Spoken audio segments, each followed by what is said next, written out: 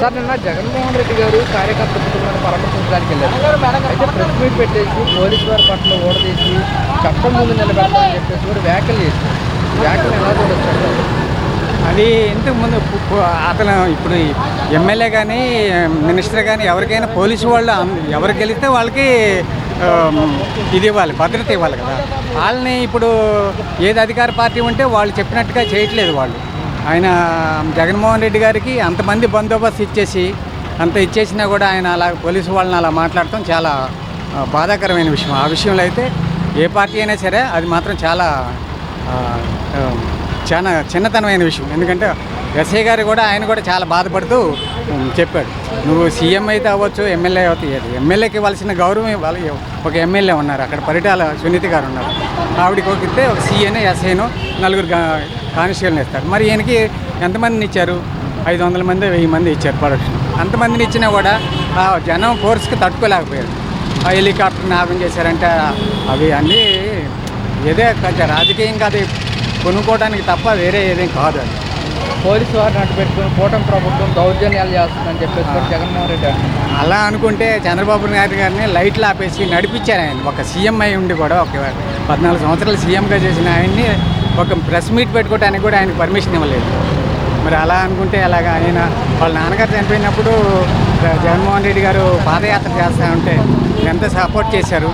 షర్మిల గారు కానీ జగన్మోహన్ రెడ్డి గారు కానీ ఆయన జైల్లో ఉన్నప్పుడు కూడా చాలా పోలీసు వాడు కానీ ఎక్కడా కూడా ఏ అభ్యంతరం లేకుండా చేశారు. మరి ఈయన అలాగ మాట్లాడటం కొంచెం మాకు కూడా బాధాకరంగా అనిపిస్తుంది. ఎలకాల ఈ ప్రభుత్వం ఉండదు, మా ప్రభుత్వం కూడా అధికారంలోకి వస్తుంది, ఉద్యోగాలు ఓడదీస్తామంటూ కూడా అంటే ఇప్పుడు జరుగుతున్న సిచ్యువేషన్ ప్రకారంగా ప్రజలకి కొంచెం నమ్మకం కలుగుతుంది. కాబట్టి ప్రెసిడెంట్ కూడా ఇదే పార్టీ అధికారంలో వస్తుందని మేము ఆనందంగా ఉంటామని చెప్పి ఆలోచిస్తున్నాం. వైసీపీ వాళ్ళు ఏమంటున్నారంటే భద్రత లోపం, పూర్తిగా భద్రత లోపం ఉంది, మాజీ సీఎం వస్తున్నా కానీ కనీసం ఏర్పాట్లు చేయట్లేదు అని చెప్పేసి కూడా అది ప్రజలు ఆయన్ని చూడాలని అభిమానం మీద విపరీతంగా వచ్చారు కాబట్టి అంత ఫోర్స్ వచ్చింది కాబట్టి ఆయన మీద అభిమానం మీద అలా తోసుకున్నారు కాబట్టి భద్రతా లోపం కాదు అది. అది ప్రజలు చేసిన ఫోర్స్ వల్ల జరిగింది కానీ భద్రత మాత్రం ఆయనకి ఎక్కువే వచ్చింది. భద్రతా రూపంగా చాలా ఎక్కువ వచ్చింది. మొన్న జరిగిన స్థానిక ఎన్నికల్లో 50 స్థానాల్లో వైసీపీ 39 స్థానాలు గెలుచుకుంది.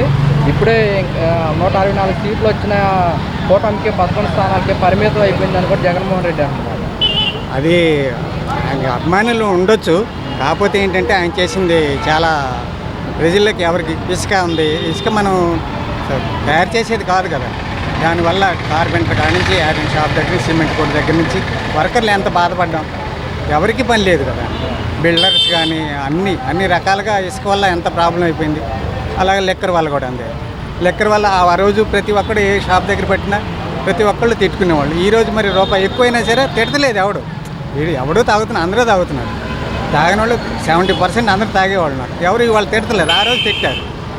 అది అందుకని నేను చెప్పేది ఏమన్నా, కూటమి ప్రభుత్వం అధికారంలోకి వచ్చిన తర్వాత పోలీసులను అడ్డు పెట్టుకుని దౌర్జన్యాలు చేస్తున్నారని చెప్పేసి కూడా జగన్మోహన్ రెడ్డి గారు అంటున్నమాట. మీరేమంటారన్నా? ఏం జరగలేదన్న, మా అమ్మలేనన్న. ఏదో చెప్పిన మాటలు ఎవరు మాట్లాడడం తప్పించేస్తే మా అమ్మలకి అయితే పాడాలి. ఎల్లకాలం ఈ ప్రభుత్వమే ఉండదు, అంతా దౌర్జన్యాలు చేస్తున్నారు, వైసీపీ మళ్ళీ అధికారంలోకి వస్తున్నారు. 4 తీసుకోవచ్చు. ఎల్లకాలం ఈ ప్రభుత్వమే ఉండదు, మళ్ళీ వైఎస్ఆర్ కాంగ్రెస్ పార్టీ అధికారంలోకి అన్నా. నేను ఒక మాట చెప్తున్నాను కదా, ఈ పార్టీ బాగాలేదని ఆ పార్టీ బాగాలేదని ఈ పార్టీ మాట్లాడడం తప్పించి ఎవరు వచ్చినా మా బతుకు మనం కష్టపడిన వాళ్ళకి ఎవరికి అలా అదే జరిగింది. మొన్న జరిగిన స్థానిక ఎన్నికల్లో మొన్న ఎంపీటీసీ జడ్పీటీసీ జరిగింది. వాటిలో 50 స్థానాల్లో 39 స్థానాలు వైసీపీకి కైవసం చేస్తుంది. ఈసారి మా ప్రభుత్వం అధికారంలోకి వస్తుందని జగన్మోహన్ రెడ్డి గారు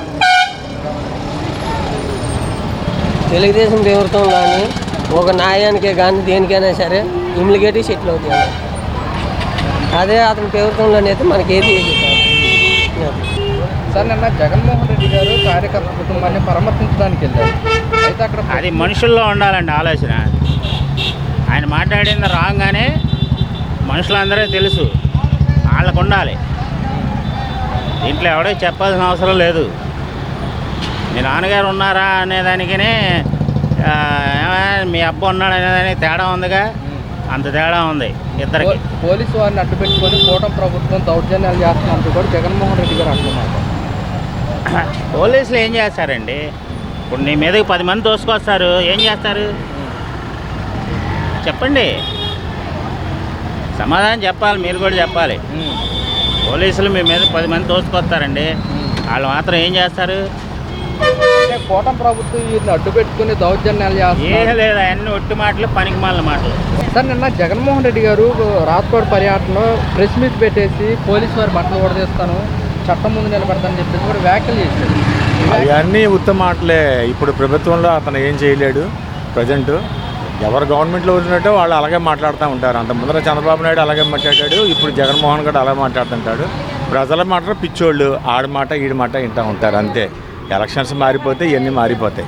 పోలీసు వారిని అడ్డం పెట్టుకుని కూటమి ప్రభుత్వం దౌర్జన్యం చేస్తుంది, ఎల్లకాలం ఈ ప్రభుత్వం అని కూడా జగన్మోహన్ రెడ్డి అంటున్నారు. అప్పుడు కూడా వాళ్ళందరూ పోలీసు వాళ్ళని పెట్టుకొని అడ్డం పెట్టి చేశారు. వాళ్ళు ప్రజలు చూస్తూనే ఉన్నారు. వాళ్ళు ఎలా చేశారో వీళ్ళు అలాగే చేస్తారు. ప్రజల మడుగు వాళ్ళని గమనిస్తూనే ఉంటారు ఎప్పుడు. మా ప్రభుత్వ అధికారంలోకి వస్తే పోలీసు వారి ఉద్యోగాలు తీసేస్తాము, వారి చంద్రబాబుకి ఊడిగం చేస్తున్నారంటూ కూడా జగన్మోహన్ రెడ్డి అంటున్నారు. పోలీసు వాళ్ళు కూడా అప్పుడు ఊడిగం చేశారు, ఇప్పుడు ఊడిగం చేస్తూనే ఉంటారు. ఇప్పుడు ఎంప్లాయీస్ అనేవాళ్ళు ఏంటంటే గవర్నమెంట్ ఏదైతే వాళ్ళు చెప్పింది చేయాల్సిందే. ఎప్పుడైనా సరే ఎవరైనా సరే ఎంప్లాయీ ఏ గవర్నమెంట్ చెప్తే ఆ గవర్నమెంట్ చేయాల్సిందే. వాళ్ళు ఏమీ చేయలేరు. మళ్ళీ వీళ్ళు వస్తే వీళ్ళని ఉపయోగించుకుంటారు, వాళ్ళు వస్తే వాళ్ళని ఉపయోగించుకుంటారు.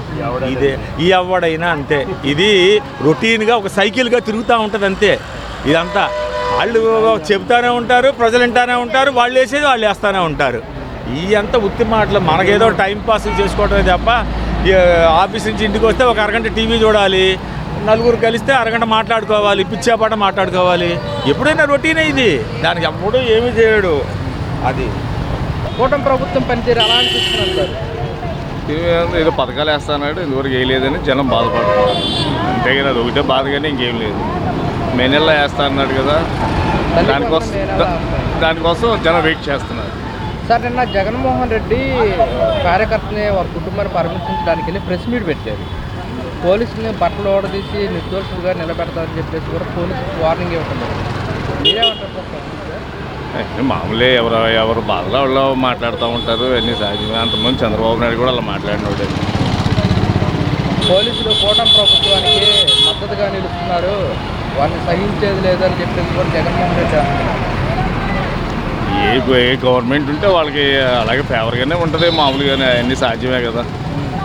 ఎల్లకాలం ఈ ప్రభుత్వం కొనసాగదు, మా ప్రభుత్వం కూడా అధికారంలోకి వస్తుంది, ఎవరిని వదిలిపెట్టని చెప్పేసి కూడా జగన్మోహన్ రెడ్డి వార్నింగ్ ఇస్తున్నారు. ఎలా చూడొచ్చు అంటారు? వార్నింగ్ ఇచ్చేదే ఉంది. ప్రజలు ఈసారి ఆయనకి తీర్పిచ్చారు, ఈసారి జగన్మోహన్ రెడ్డికి ఇవ్వచ్చు. అది చెప్పలేం కదా. ప్రజా ఓటు తీర్పు ఎటు తిరిగిద్ది అనేది, మంచి చేస్తే నీకేస్తారు, చెడు చేస్తే వేరే వేస్తారు. అంతేగాని ఆయనకి ఈయనకనే ఏం లేదు కదా. ఎవరు మంచి చేస్తే వాళ్ళకి వేస్తారు. మొదటి నుంచి కూడా కూటమి ప్రభుత్వ అధికారంలోకి వచ్చిన దాని నుంచి వైసీపీ కార్యకర్తలు దాడులు చేస్తున్నారు అని చెప్పేసి కూడా జగన్మోహన్ రెడ్డి గారు ఇవన్నీ సహజంగానే జరిగాయి.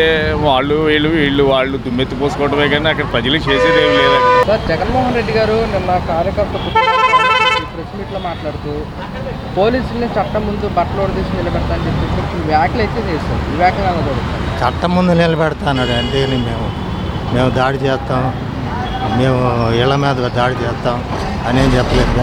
చట్టపరంగా నిలబెడతాం. ఆయనకి సెక్యూరిటీ లేదు, రోప్ పార్టీ లేదు, హెలికాప్టర్ని చుట్టుముట్టారు.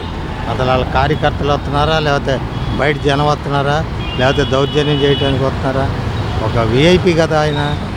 రేపు ఇవాళ మీరుంటారు, రేపు ఇంకోళ్ళు ఉంటారు. ఎవరికైనా రక్షణ కల్పించాలి. ఎవరైనా ఒకటే, ఆయనైనా ఒకటే, ఈయనైనా ఒకటే. రక్షణ కల్పించాలి. ఈయనకంటే బాగా పనిచేయండి, పేరు తెచ్చుకోండి.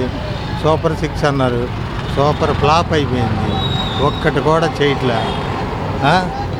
మొత్తం అమరావతి దగ్గర డబ్బులు పోగు చేసి పెడుతున్నారు. ఎవరికి హాస్పిటల్కి డబ్బు అన్నారు. వాళ్ళు నోటీసులు ఇచ్చేసి పూర్తిగా ఆపేశారు. మరి పేదవాళ్ళు ఎలా బతుకుతారండి కార్పొరేట్ హాస్పిటల్కి వెళ్ళి?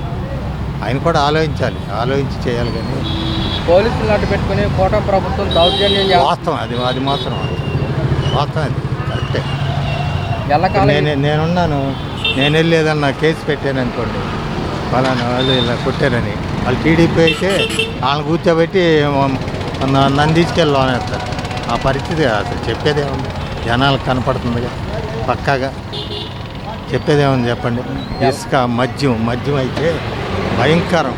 ప్రతి సందులో గొంతులో రాత్రి 1 గంటలకు కూడా ఎక్కడ పడితే అక్కడ అమ్మేస్తున్నారు. దానికి విచ్చలవిడి.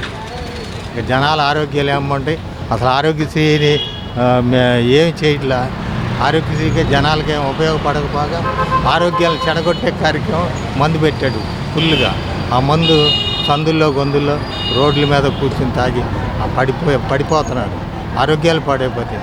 ప్రజలకి ముఖ్యంగా ప్రజలకి సంక్షేమము ఆరోగ్యం కాపాడాలి. అవి లేకపోతే జనం ఏం చేస్తారు? ఆ డబ్బున్న వాళ్ళే కార్పొరేట్ హాస్పిటల్కి వెళ్ళి చూపించుకోగలరు. మాబోటి పేదవాళ్ళం ఏమి చూపించుకోలేం కదా. మరి అది ఆలోచించాలి కదా. ఇసుక ఉంది, ఇసుక ఫ్రీ అన్నాడు, అది ఏమి లేదు. ఊకే విచ్చలవిడి దోపిడీ. ఎమ్మెల్యేలకి ఎవరికాడికి రీచ్లు అప్పచెప్పేశారు.